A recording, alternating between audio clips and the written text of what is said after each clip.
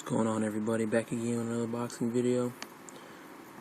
So I've been reading a couple articles on top of the whole Andre Berto, Cornelius Blundridge, and him joining Golden Boy and whatnot. It also seems that Amir Khan has taken on a new trainer, and the trainer is Virgil Hunter, that has the head trainer in Amir Khan's next bout against Carlos Molina. We already know about Virgil Hunter. For everyone who's been following boxing, you know, he's responsible for numerous fighters. You know, he's guided the career of Andre Ward.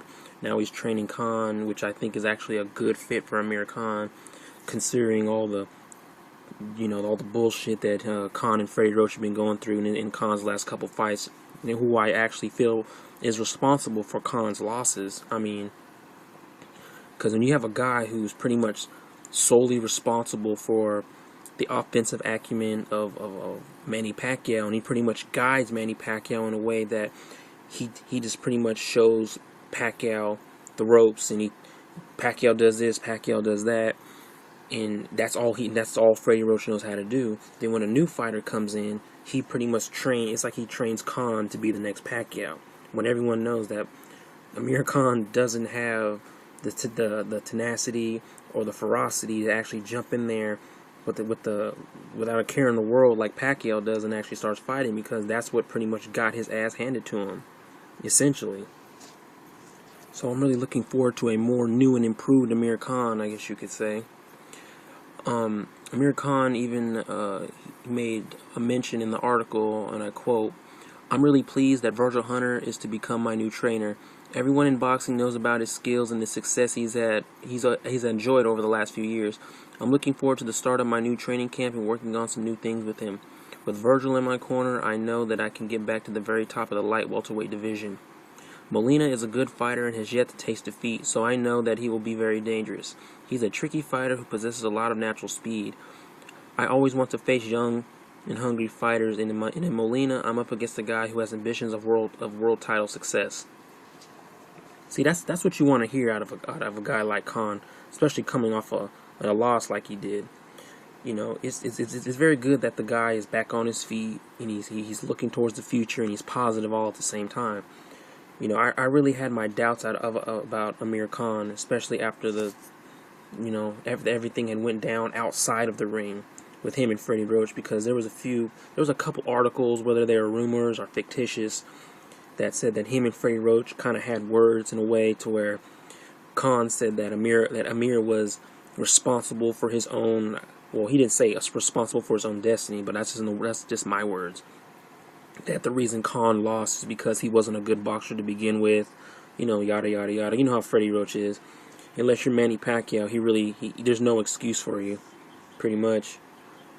You know, I'm happy, like I said, I'm happy to see Amir Khan back on his feet, doing his thing, you know, training with Virgil Hunter out here in California. You know, it's Virgil Hunter even said, and I quote, "Amir is an extremely talented fighter. I'm happy to become his new trainer. I've seen a lot of him, and he has many attributes such as his speed and heart. There are certain small aspects of his game that I'm intending to work on in order to help him fulfill his enormous potential," Hunter said. See, this is what I was saying. Amir Khan has great potential to be a great boxer and even a great world champion. It's just Freddie Roach wasn't the guy to put him there. You know, as I said in the beginning of the video, Freddie Roach is used to training one fighter, and that's Manny Pacquiao. You know, he didn't even do that good of a job training Chavez Jr. because it seems that Chavez Jr.'s father was the one doing most of the training. He was the one guiding him through most of his fight with Martinez, and it's just like, then he goes and trains Amir Khan, and he believes that, oh, I have a second guy that I'm going to be responsible for, but yet at the same time, he wasn't necessarily responsible for him if you're over here placing blame on a fighter.